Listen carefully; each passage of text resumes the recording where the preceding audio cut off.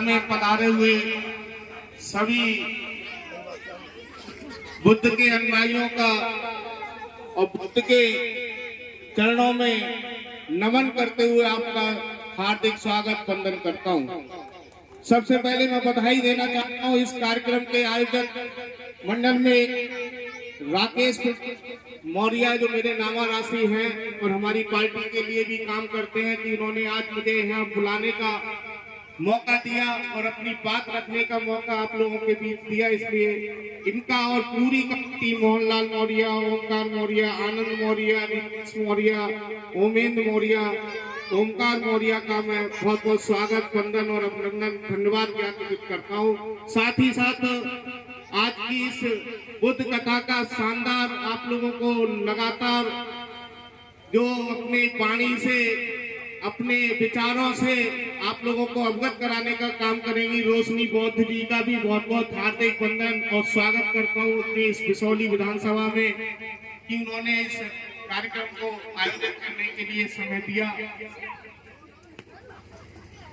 क्योंकि कार्यक्रम भगवान बुद्ध तथागत बुद्ध का है तो दो तीन बातें मैं कहना चाहूंगा कि केवल इन बुद्ध कथाओं से सुनने से कुछ नहीं होगा। बुद्ध के जो विचार हैं उनको जीवन में उतारने की जरूरत है। पहले तो बुद्ध ये कहते थे कि पूजा पाठ में ज्यादा विश्वास मत करना, बिल्कुल ये हमारे हाथों पर कलावा बना रहता है, इसके बड़ा विरोधी थे। माथे पर टीका लगा रहता है, ये बुद्ध ने कभी नहीं कहा था। बुद्ध ने ये कभी नहीं कहा था कि मेरी मूर्ति पर आना और फूल चढ़ाना। बुद्ध ने ये कभी नहीं कहा था कि मेरी मूर्ति के पीछे खड़े होकर के 4-4 घंटे पूजा करना। तो बुद्ध ने कहा था कर्म ही सबसे बड़ी पूजा। कर्म करेंगे तो फल मिलेगा, कर्म नहीं करेंगे तो कोई भी फल नहीं मिलेगा। बुद्ध ने कहा था कि ईर्ष्या मत करना। क्या मत करना? ईर्ष्या मत करना। और आज हम सबसे ज्यादा ईर्ष्या करते हैं। अगर भाई एक गाड़ी लेकर के आ गया तो सबसे पहले भाई को ही ईर्ष्या हो जाती है। ये बात सच्ची है, कड़वी जरूर लगेगी लेकिन सच्ची है नहीं है। अगर भाई 4 पहिया गाड़ी लेकर के आ जाए तो बड़े भाई या छोटे भाई को खुशी कम होती है, जलन पहले होने लगती है कि ये 4 व्हीलर कैसे ले आया। बुद्ध ने कहा था कभी झूठ मत बोलना, सत्य के रास्ते पर चलना कठिन जरूर होगा लेकिन अंत अच्छा होगा, सुखद होगा, सुख की अंत। लेकिन आज कितना झूठ बोला जाता है मैं यहां से कहना चाहूंगा। मोबाइल पर सबसे ज्यादा झूठ बोला जाता है, बच्चे झूठ बोलते हैं।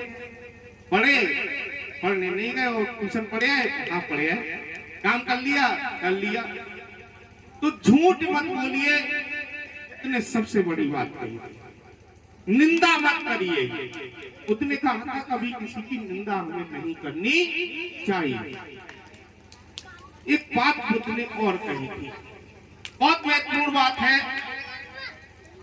बुद्ध ने कहा था कि अगर किसी से टकराव हो जाए, लड़ाई हो जाए, झगड़ा हो जाए तो उससे झगड़ना मत, चुप रहना। क्या रहना? चुप रहना। आप जितना चुप रहेंगे उतने ही सामने वाले को हरा सकते हैं। एक आदमी 1000 लोगों को हरा सकता है अगर वो क्या रहता है? चुप रहता है। और लड़ता है तो एक आदमी को हराना उसे मुश्किल पड़ जाएगा। ये बुद्ध के संदेश है। अभी जब जयकारा हमारे रोशनी बौद्ध की लगा रही थी तो इन्होंने कई नाम लिए, भीमराव अंबेडकर, महात्मा ज्योतिबा फुले, सावित्रीबाई फुले, कांशीराम जी, रामस्वरूप वर्मा, बाबू जगदेव सिंह कुशवाहा, ये सारे के लोग जो थे वो महात्मा बुद्ध के अनुयायी थे।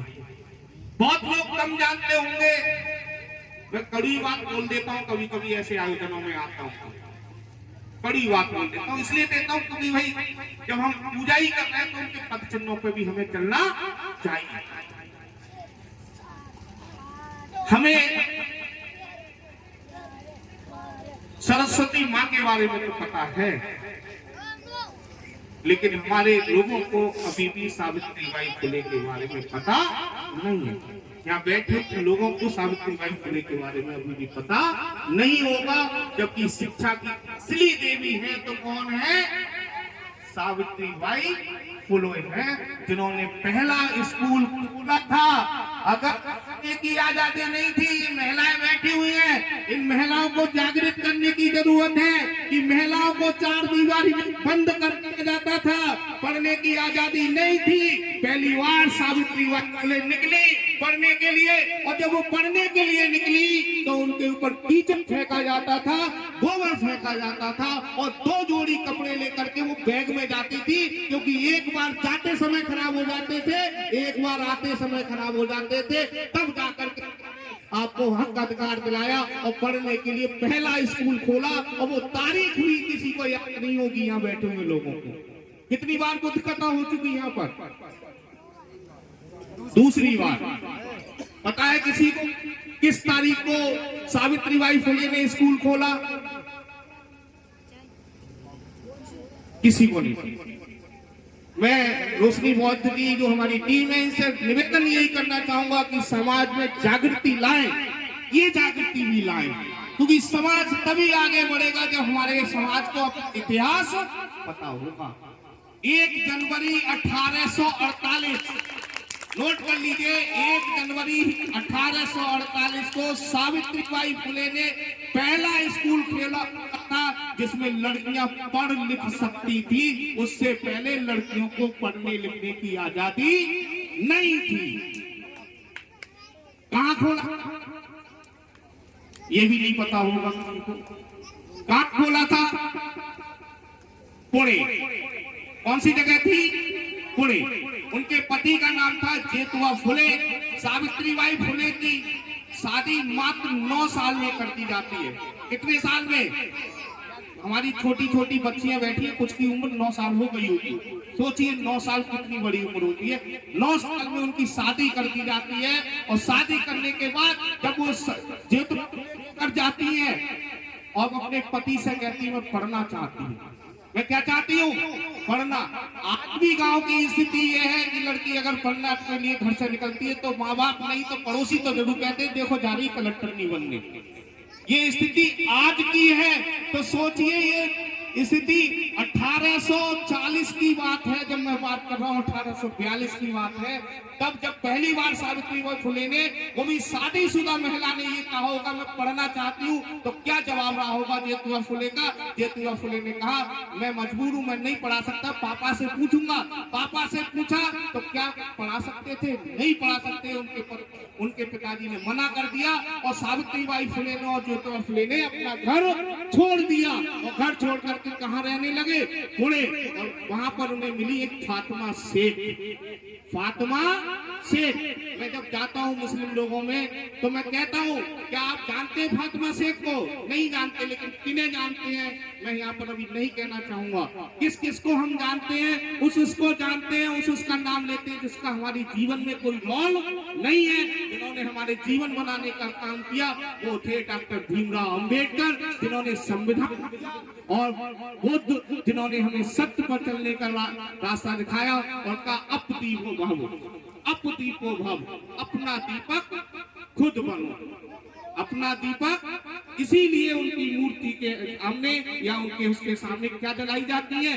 मोमबत्ती जलाई जाती है, क्योंकि दीपक ही है जो उजाला फैलाता है। और अपना दीपक खुद बन गए। अगर आपको ये पता चल गया मेरे अंदर ये शक्तियां हैं तो आपको कोई पछाड़ नहीं सकता, आपको कोई हरा नहीं सकता। तो बहुत ज्यादा ना कहते हुए निवेदन करना चाहूंगा सभी लोगों से कि समाज में अंधविश्वास और पाखंडवाद को खत्म करते हुए अपनी बच्चों को ज्यादा से ज्यादा। और एक बात कहते हुए जो मैं हमेशा कहता हूँ, बहुत बहुत धन्यवाद देना चाहूंगा ये हमारे समाजवादी साथी हैं राकेश मौर्य की, इन्होंने हमें यहाँ आकर के आप लोगों के कपड़े पहन लेना हो सके तो थाली बेच देना और हाथ पर रखकर रोटी खा लेना, लेकिन इन बच्चों को पढ़ा देना, क्योंकि अगर बच्चों को पढ़ा दिया तो अम्बेडकर ने एक बात कही थी कि शिक्षा वो श्रेणी का दूध है जो पीता है वो दहाड़ता है। तो मैं हमेशा बड़ी मंचों पर दहाड़ता हूँ। ये तो बहुत छोटी मंच है, राकेश भाई मुझे जानते हैं, सोशल मीडिया से कुछ बहुत साथी खड़े हुए हमें जानते हैं, और भी लोग जानते होंगे। तो बड़ी मंचों से दहाड़ने का काम हम इसीलिए कर लेते हैं क्योंकि मेरे पापा शिक्षक थे, उन्होंने मुझे पढ़ा दिया, मैं अपने बच्चों को पढ़ाऊंगा। आप लोगों से निवेदन यही है कि अपने बच्चों को कुछ दे सके ना दे सके, क्या जरूर दे देना, शिक्षा जरूर दे देना, क्योंकि अगर आपने शिक्षा दे दी तो आने वाली ये जो आपकी पीढ़ी है हो सकता है आपका नाम कमा दे, कोई डॉक्टर बन जाए, कोई इंजीनियर बन जाए। बहुत बहुत धन्यवाद। बुद्ध के रास्ते पर चले और बुद्ध से शिक्षा लें, और मैं उम्मीद करता हूँ आप लोगों को यहाँ से शिक्षा प्रेरक बातें मिलेंगी और जीवन में आप सफल होंगे। आप सब लोगों का मुझे बुलाया इसके लिए पूरी कमेटी का बहुत बहुत धन्यवाद, बहुत बहुत आभार।